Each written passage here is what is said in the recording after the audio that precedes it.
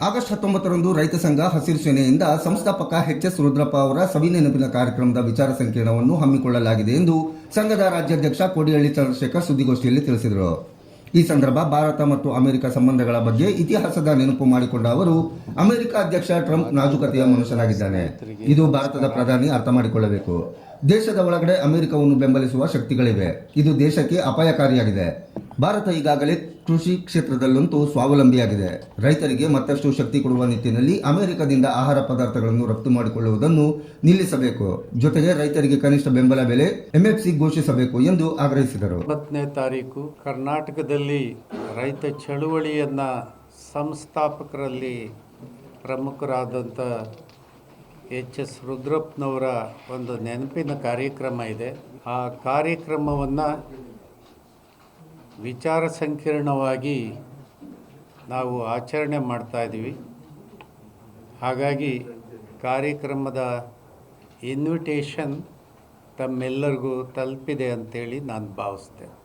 ಇತ್ತೀಚೆಗೆ ನಮ್ಮ commerce minister Piyush Goyal ಅವರು ಒಂದು ಬರ್ಲಿನ್ ನಗರದಲ್ಲಿ ಒಂದು ಇಂಟರ್ನ್ಯಾಷನಲ್ ಕಾನ್ಫರೆನ್ಸಲ್ಲಿ ಮಾತಾಡ್ತಾ ಭಾರತದ ಕೃಷಿ ಮಾರುಕಟ್ಟೆಯನ್ನು ನಾವು ಯಾವ ರೀತಿ ರಕ್ಷಣೆ ಮಾಡ್ತೀವಿ ಅನ್ನೋದಕ್ಕೆ ಅವರು ಒಂದು ಪದವನ್ನು ಬಳಕೆ ಮಾಡಿದ್ದಾರೆ. ಬಂದೂಕ ತಗೊಂಡು ತಲೆಗಿಟ್ಟರೂ ನಾವು ಯಾವುದಕ್ಕೂ ಹೆದರೋದಿಲ್ಲ, ಯಾವ ಒಪ್ಪಂದಕ್ಕೆ ಹೆದರಿಕೆಯಲ್ಲಿ ಸಹಿ ಹಾಕೋದಿಲ್ಲ ಅಂತ ಹೇಳಿ ಆ ಮಾತನ್ನು ಅವರು ಹೇಳಿದ್ದು ದೇಶದಲ್ಲಿ ಮತ್ತು ಜಗತ್ತಿನಲ್ಲಿ ಭಾಳ ಚರ್ಚೆಯ ವಿಷಯ ಆಗಿತ್ತು.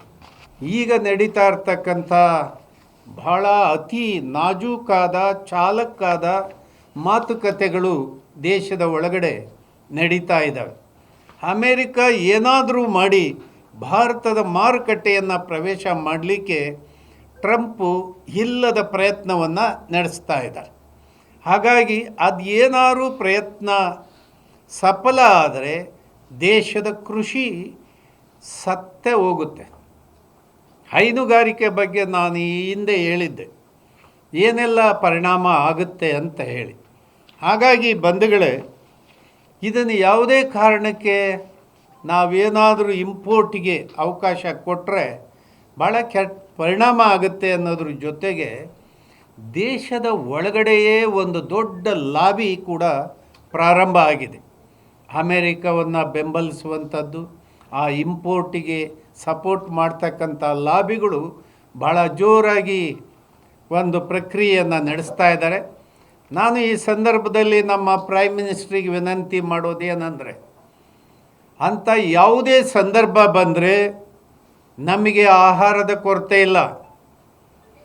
ಸ್ವತಂತ್ರ ಪೂರ್ವದಲ್ಲಿ 30 ಕೋಟಿ ಜನಕ್ಕೆ ಆಹಾರ ಇಲ್ಲದಲೇ ಅನುಭವಿಸಿದ ಕಷ್ಟಗಳು ಎಂಥದ್ದಂತೇಳಿ ದೇಶದ ಜನಕ್ಕೆ ಗೊತ್ತಿದೆ.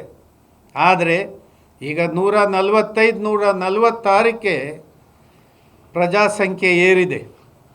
ಹಾಗಾಗಿ ಎಲ್ಲರಿಗೂ ಊಟ ಸಿಗ್ತಾ ಇದೆ, ಎಲ್ಲರಿಗೂ ಬಟ್ಟೆ ಸಿಗ್ತಾ ಇದೆ. ರೈತರು ಮಾಡಿದ ಸಾಧನೆಗೆ ನೀವು MSPಯನ್ನು ತಡ ಮಾಡ್ದಲೇ ತಕ್ಷಣ ಘೋಷಣೆ ಮಾಡಬೇಕಾಗಿತ್ತು. ಆದರೆ ನೀವು ಘೋಷಣೆ ಮಾಡಿಲ್ಲ. ಆದರೂ ಕೂಡ ಅಮೇರಿಕದ ಏನು ಸರಕುಗಳಿಗೆ ಯಾವುದೇ ಸಂದರ್ಭದಲ್ಲೂ ಕೂಡ ಅನುಮತಿಯನ್ನು ನೀಡಬಾರ್ದಂತೇಳಿ ಈ ಸಂದರ್ಭದಲ್ಲಿ ನಾನು ನಮ್ಮ ಭಾರತ ಸರ್ಕಾರದ ಪ್ರೈಮ್ ಮಿನಿಸ್ಟ್ರಿಗೆ ವಿನಂತಿ ಮಾಡ್ತೇನೆ.